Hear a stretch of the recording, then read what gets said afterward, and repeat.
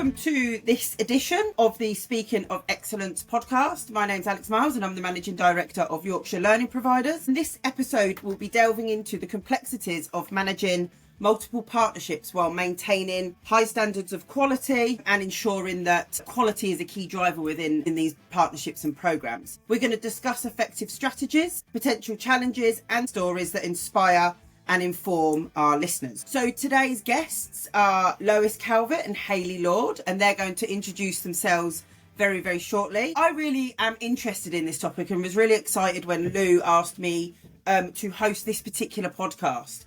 I have previously managed a consortium of multiple providers, multiple partners. At our maximum, we had 38 partners across 4 funding streams. That was far too many in hindsight. So I know the joy and the pain, the fun and the friction, the risk and the reward of these setups. So I'm really looking forward to delving into this with you guys.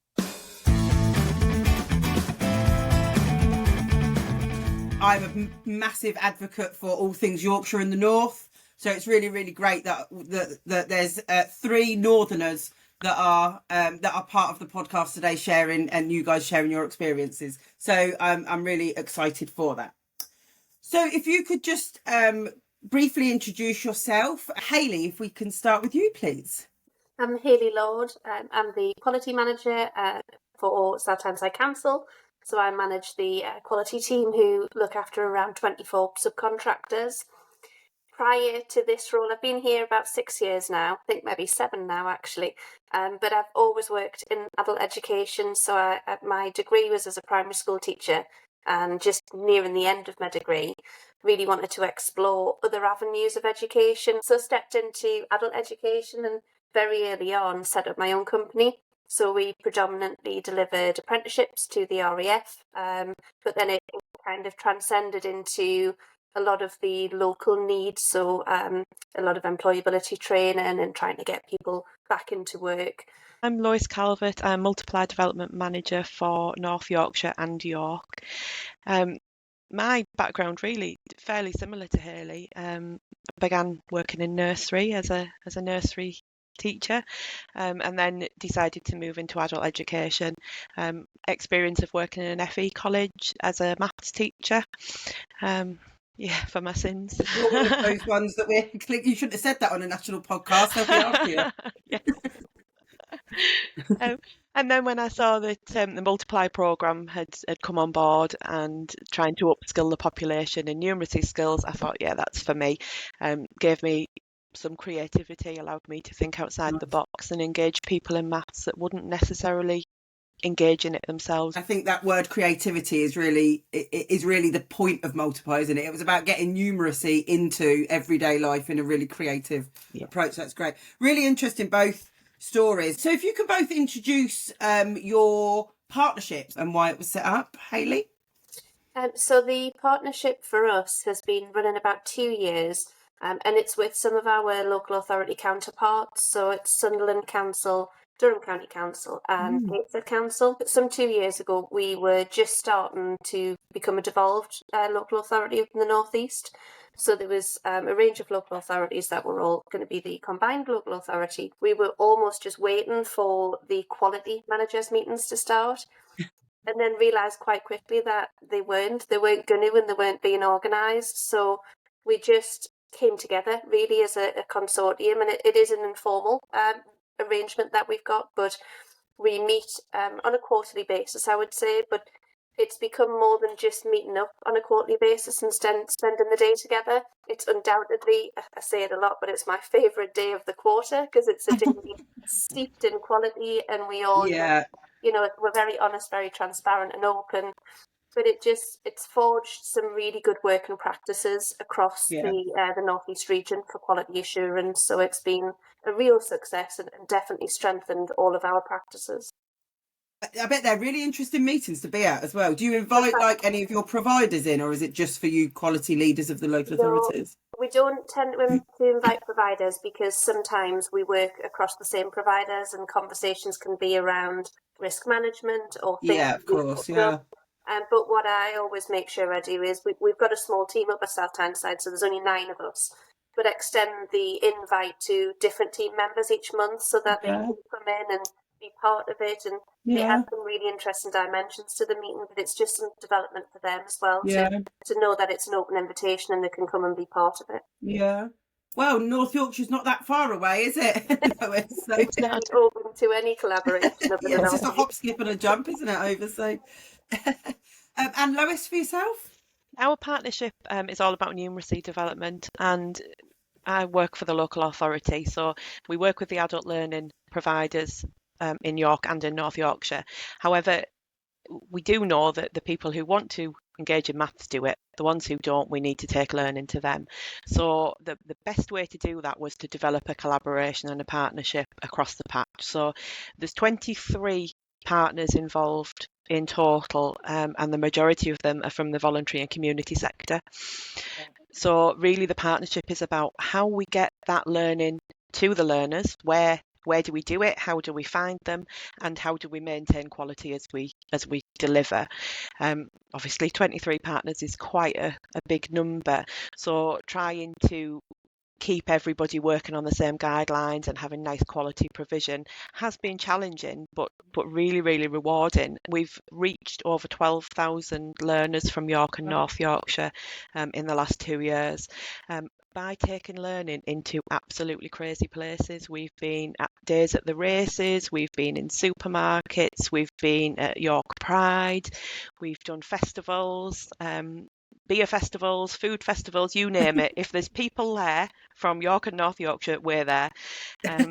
And all we've done really is made sure that everybody's working to the same guidelines, making sure that all the provision is of quality and is of high standards, and keeping a group together that meet on a regular basis to ensure that we're doing the best for our residents. Yeah, excellent. I love that you said that you take it to the people. I think we did some research around what are some of the barriers to adult skills and people in rural communities, which obviously, you know, North Yorkshire is, parts of the North East are as well, aren't they? And the biggest feedback we got was we need to take the learning to the people. If we want to break down some of those social mobility barriers, we have to take the learning to the people and not expect them to come to us for it. So I love that was the kind of key driver, and particularly when it's maths. No one's going to travel for maths, are they? No, absolutely not. And things like food banks, we've done a lot of work in food banks, and they're probably the hardest to reach or the furthest away from education. People are using food banks. So to be able to go in and talk to them about how to cook on a budget and how to utilise the food that they're getting from the food bank is all maths, but they don't realise. So doing all of those activities, and then at the end of it we say, do you know what, this is all the maths you've learnt today. And honestly, the relief on people's faces when they know that they've done maths. Just done maths. Yeah, it's amazing.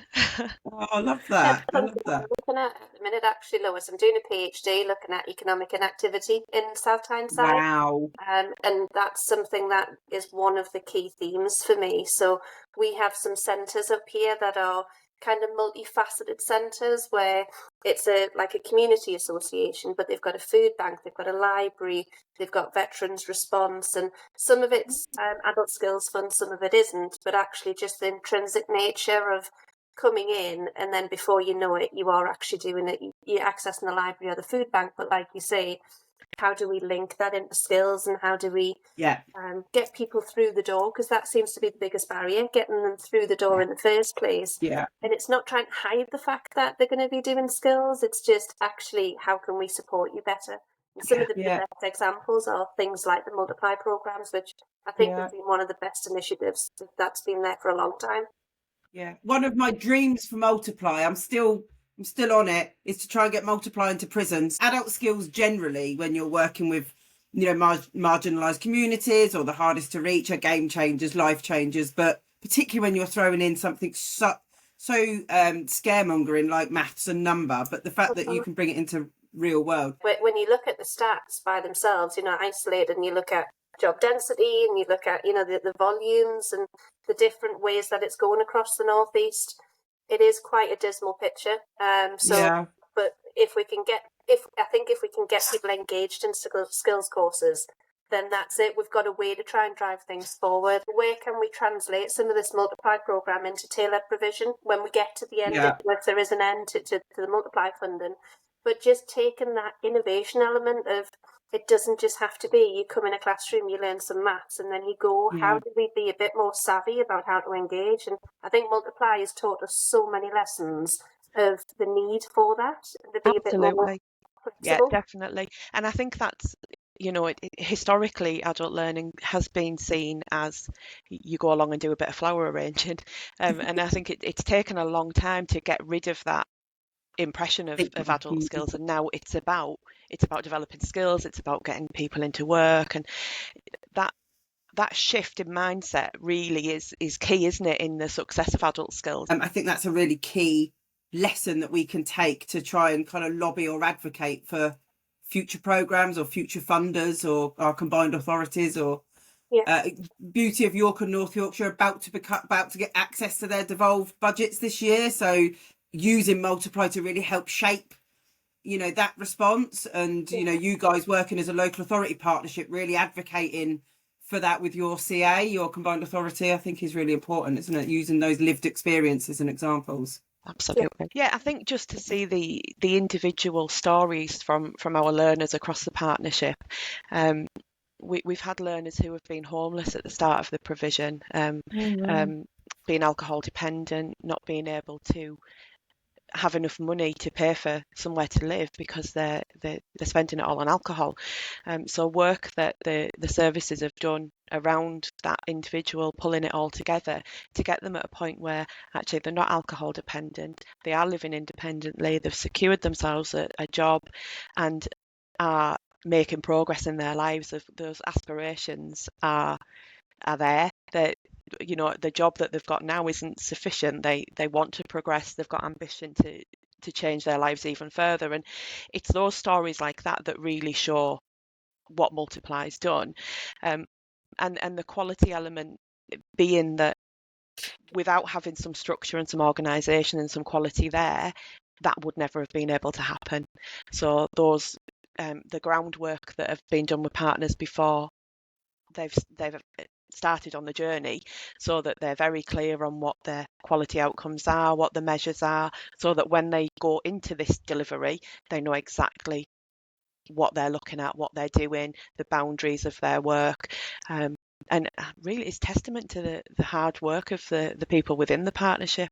That's just one story. There's probably hundreds that I can tell you. And we've got an IAG project at the moment, information, advice and guidance, working within the council, and we've got Multiply learners who are now trained IAG champions and going out and spreading the word about lifelong learning to their peers. So there's lots more than just improving math skills involved, like you say. A lot of your partners are from the voluntary and community sector, and these can be a slightly more challenging part of a partnership, because they sometimes have less formalised infrastructure, but are also sometimes very integrated into the community that you're trying to serve. So how did you kind of manage working with these types of organisations in that partnership programme, when you had such a variety of kind of corporate local authority and then community and voluntary based organisations that are so inherently different infrastructure wise?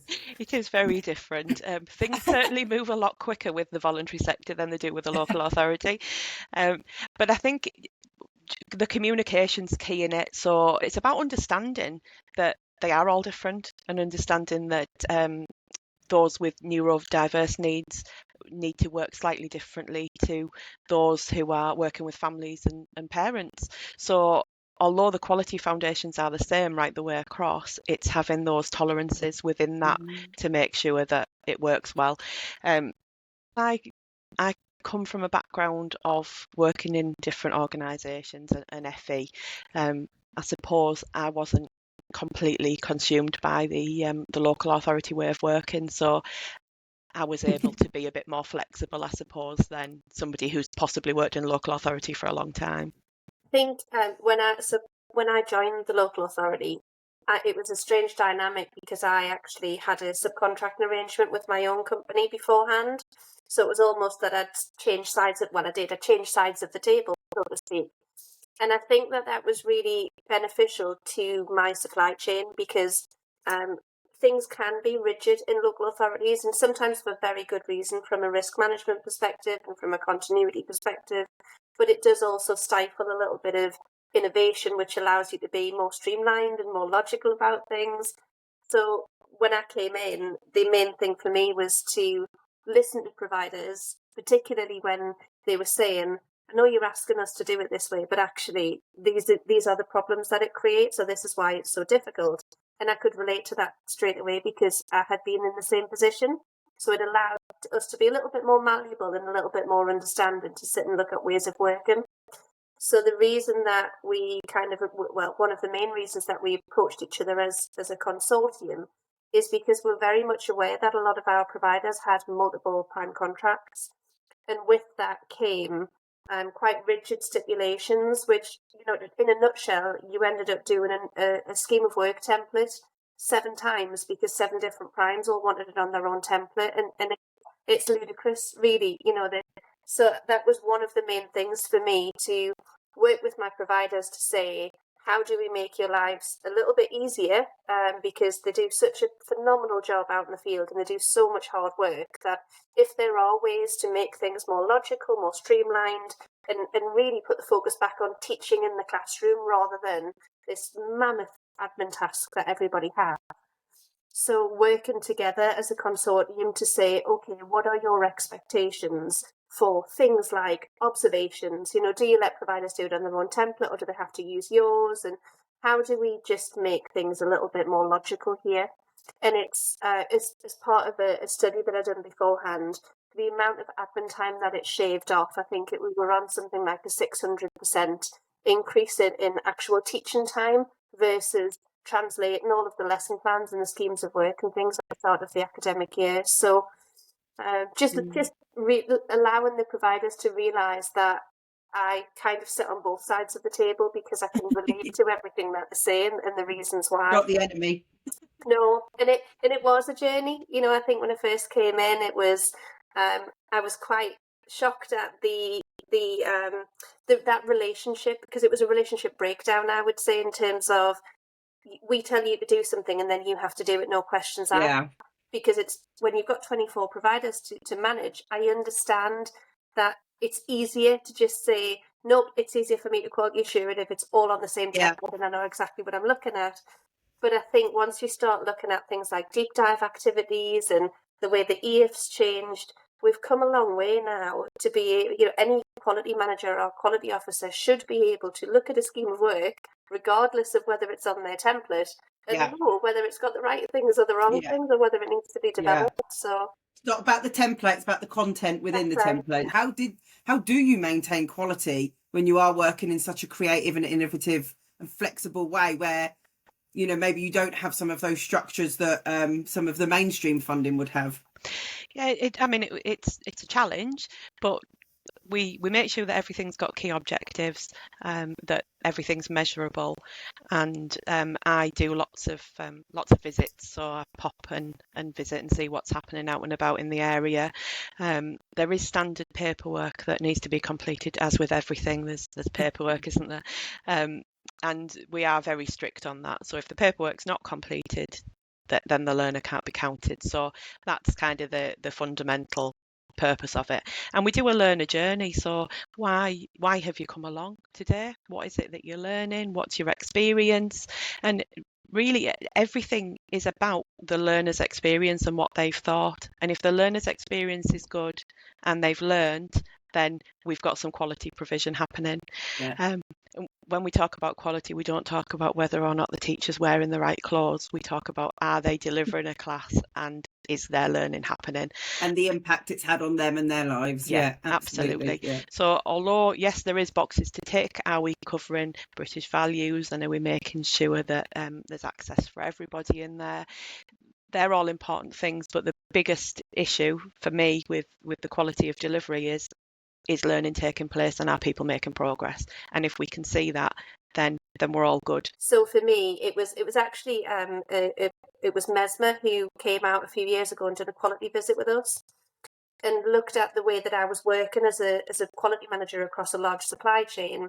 And really, I hadn't realised that I'd fallen into the trap of I was still operating as though I was a provider, so going out and doing observations and things like that. And actually, with such a large supply chain, it became almost impossible to have the breadth and scope that was needed.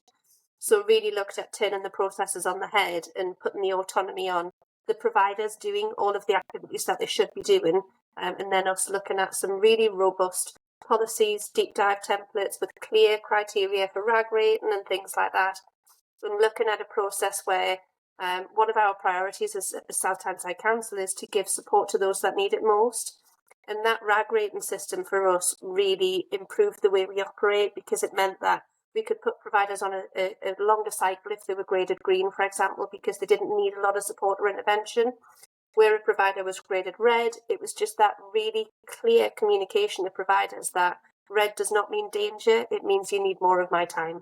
You need more of my support, and we need to work together so that we can move you from red to green together, rather than them feeling like, you know, they were stuck in a corner, in the naughty corner on red. It was just a case of saying, it's an indicator for me to know that you need more of my time and attention. So how do we help you? What do we need to support you with? Yeah. So I think that. I remember with our consortium, we had in a very different kind of approach, but if they were in red, it meant, I intervene. So the goal was always just don't have me come and visit you.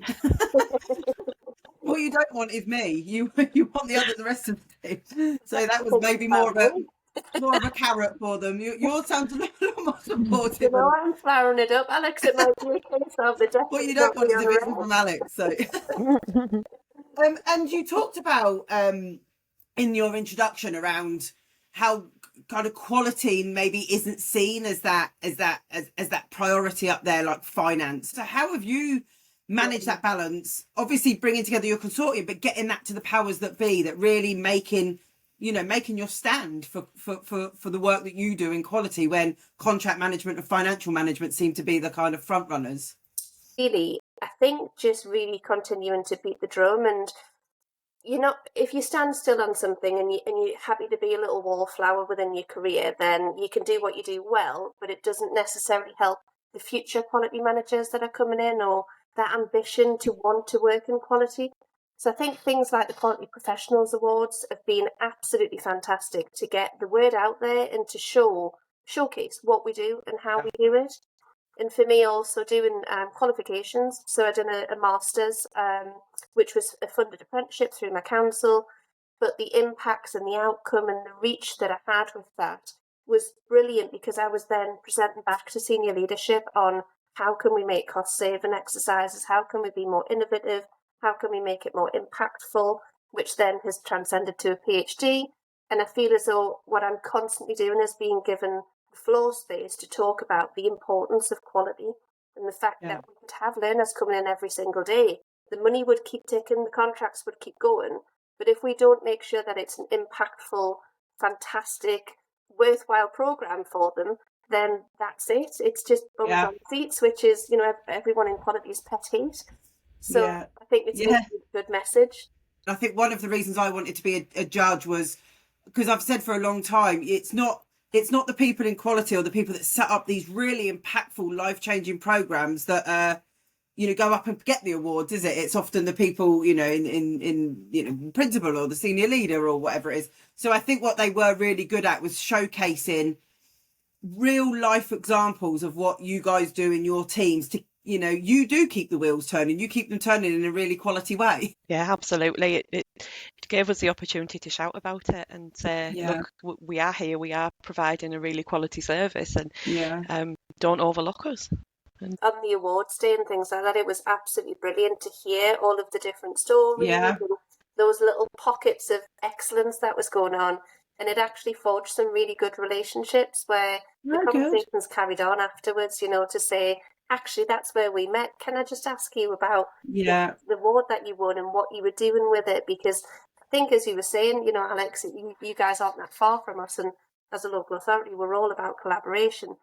I think that it's actually inbuilt and intrinsic in quality people to say, come and let's look at this together. Let's share. Let's have a dig at this. And we don't kind of gatekeep what we do. We're all about saying, let's pull that apart and put it back together in a different way. And isn't that great? I mean, I think we've had so many years of people working in their own little silos and not sharing that now this kind of collaboration's happening. It really is opening the doors, and it's improving quality across the board because there's so many more people getting involved now that weren't previously. I guess because Multiply was a kind of non-formal learning, they didn't necessarily get a qualification or accreditation in its most formal setting. So how did you kind of formalise quality for informal programs or informal delivery? Yeah, that was the biggest challenge, I suppose, in that when you've got a formal qualification, you've got all of these quality procedures that you have to follow for the awarded bodies and for Ofsted. Multiply wasn't in scope for Ofsted, so it just very much could have fallen on its head really and not worked at all. So we set out that everything had to have objectives, and that they needed to be measurable, and that every learner needed to identify what they'd learnt through the process. Because it's non-regulated, there isn't a framework as such as you would have with an awarding body. So we put that in place ourselves, but didn't want it to be too formal. So we had informal quality to go with the informal processes. And again, that's just about working with those individual partners to make sure that they understand what the goals are. We did put out templates for lesson plans and schemes of work so that those systems were in place, and we do compliance checks, so we go out and visit and make sure that things are being delivered of quality. But it is a challenge because you start completely from scratch. There's nobody out there saying, tell me what you're doing.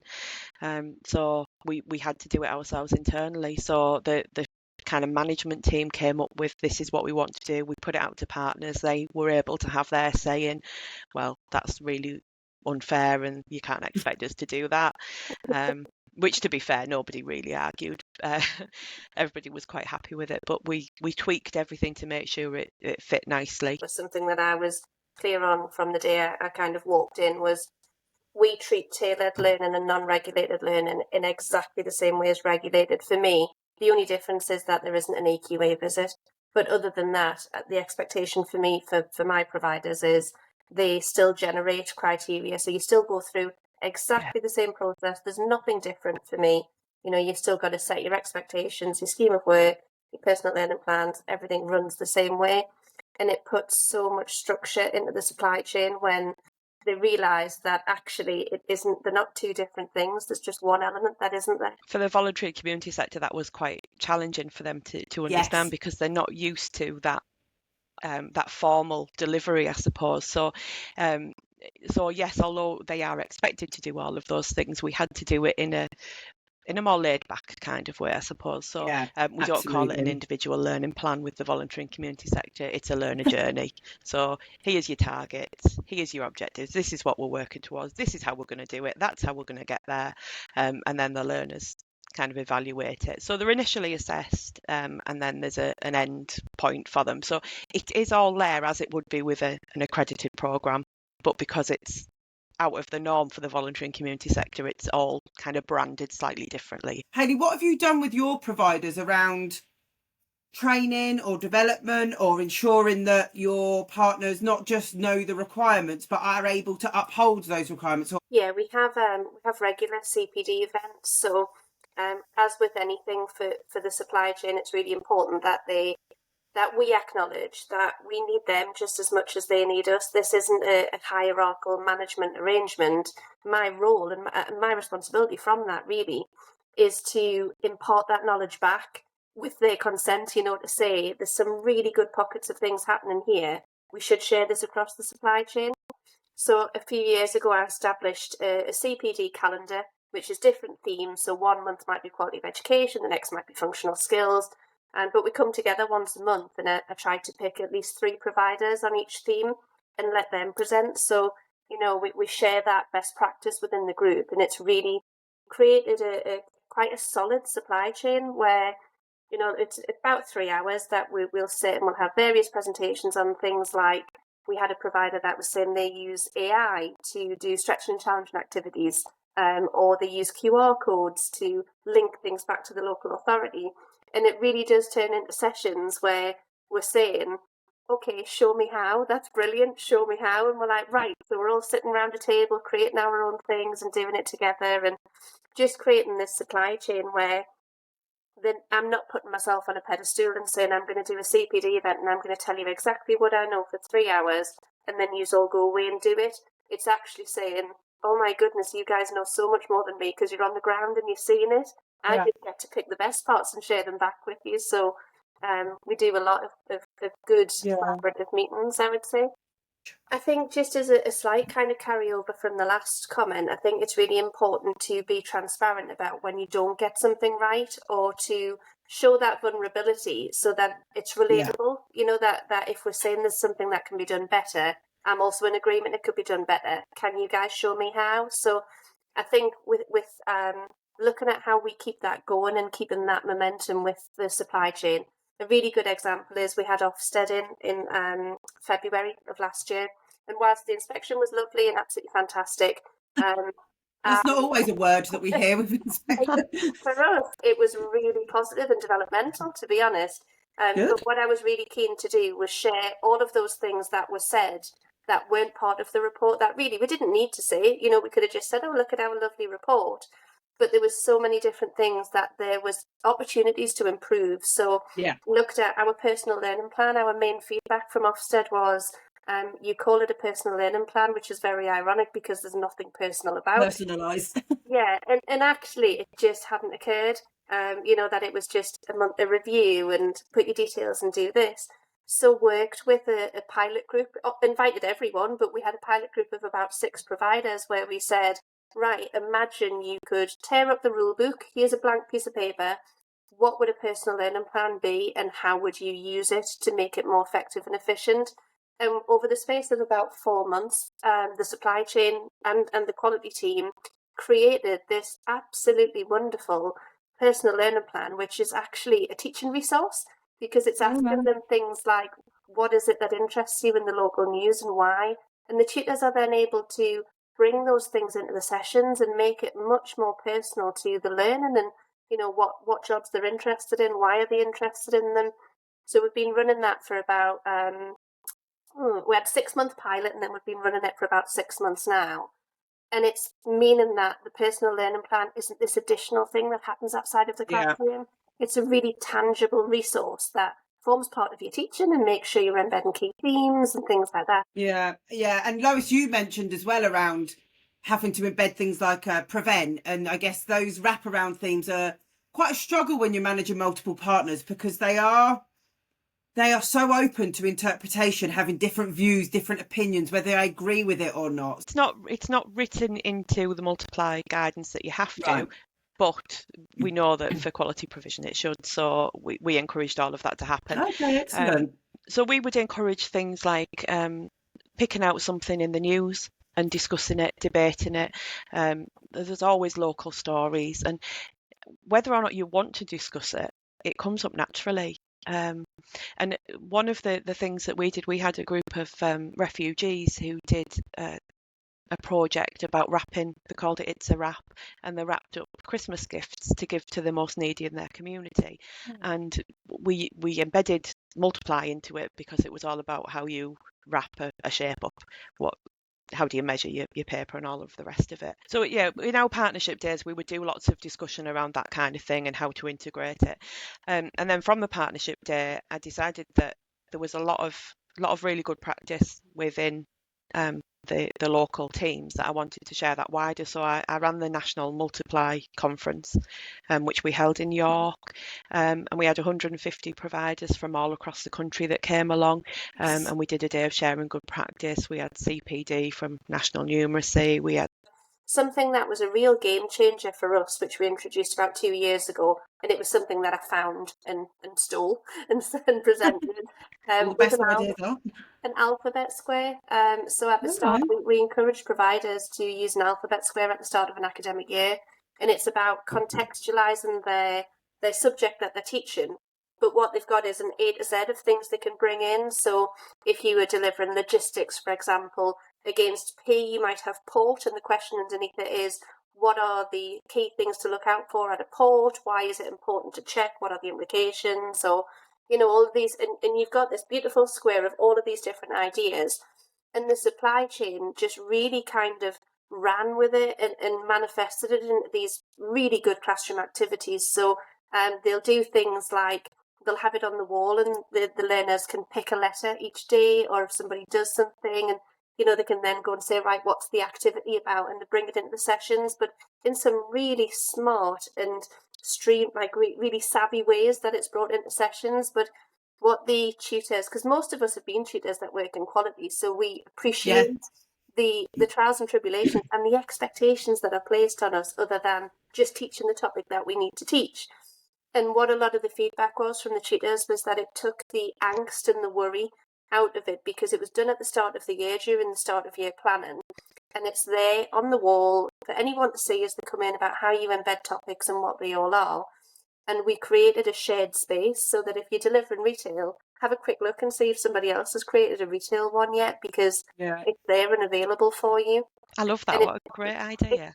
Honestly, I'm more than happy to share some of them, because every single listener in the country has made a note of Alphabet Square. Yeah. Yeah, absolutely. Brilliant, thank you. So just in terms of looking to the future then, so Lois, Multiply, we've talked about, it's one of those programs that we're like, do we know what the new government are doing with Multiply? I know we've got funding for 24-25. What are your kind of key takeaways from the program? What would you like to stay? What would you like to see scaled up? And if possible...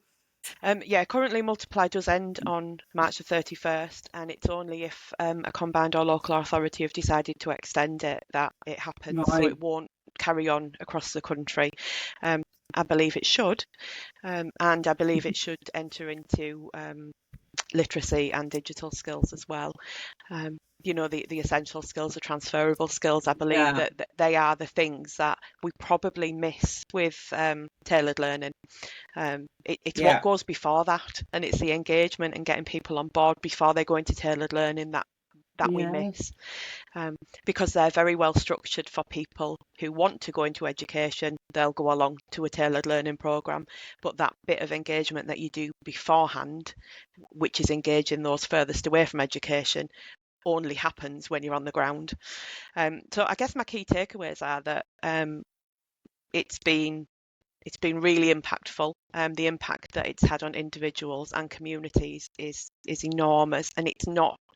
Yes, it's about maths, but it's not only maths that's being developed. The confidence, working with isolated people in the community who now have friendship groups because of coming along to Multiply classes, that they're continuing to do the activities that they've done as part of a class on their own now. So that learning, that lifelong learning, is continuing throughout. So that's my biggest takeaway, really, is the big impact. I definitely think it should continue, and I would absolutely plead with anybody who has the funding pots to share it with Multiply teams, because it's invaluable. And you see that there's been an increase in adult learning participation across the country since Multiply started. That's not coincidental. It's based on this pre-tailored learning work that's being done. Do you know if there's going to be a national review, case study, report on Multiply now it's coming to an end?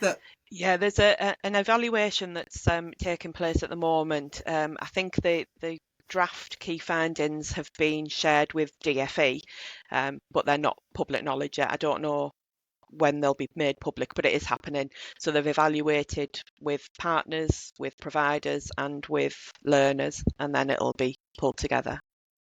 So what do you see as the kind of the future of partnerships or trends that you're seeing, and do you think that we need more of it? Me, having worked in the sector predominantly in quality for 15 years odd, rightly or wrongly, quality kind of sat in a box and were quiet over here and made sure everything was lovely, but weren't really allowed out of the box, and if I'm brutally honest. And I think what I'm seeing more of, which I absolutely champion and I think is fantastic, is that growing confidence to not wait to be asked or be told that you are wanting to move in a certain direction, or, you know, you want to make arrangements or partnerships with people, and just doing it, you know, just going forth and doing it, and then showing the benefit of it afterwards, because anything that we do from a quality assurance perspective comes from the right place, and it's predominantly all for the benefit of learners. So I think seeing that confidence in the sector, like I said before, Quality Professionals Awards, things like that, where we are all shouting from the rooftops and saying how fantastic we all are and what a good job we all do, then just watching that grow and watching that manifest, and long may it continue for me, because I just think it's having some fantastic impacts on the sector. Obviously, I don't know what the future holds, but I think if anything, the legacy of Multiply is that all of these partners have come together. They know each other, they work together, they know how to signpost people from one service to another. So I would really hope that that will continue. And if I've got anything to do with it, it absolutely will. Me too. And then last thing is, what advice would you give to leaders that are looking to strengthen their partnership arrangements? I think my advice for leaders is to spread the net wide. You know, don't just think that you need to look at what your team are doing or what somebody next door to you is doing. Putting the feelers out, because like I was saying, for me, I get the opportunity to see 24 things done in very different ways and then pick the best of it. I came into a new organisation in a completely new role, completely new programme, the one person in the council working on it, and I was a bit overwhelmed. So what I did was I reached out to every possible council, college that worked on Multiply, and I pulled a group of managers together to form a Multiply collaboration forum, and that's just our good practice network. We bounce ideas off each other, and I think it's really important just to bite the bullet, do it. Get in touch with as many people as you can and talk to people. The more people that share and talk together, the better your provision can be. Thank you so much for today. That's been really, really insightful. I'm sure the listeners are going to find that really, really helpful.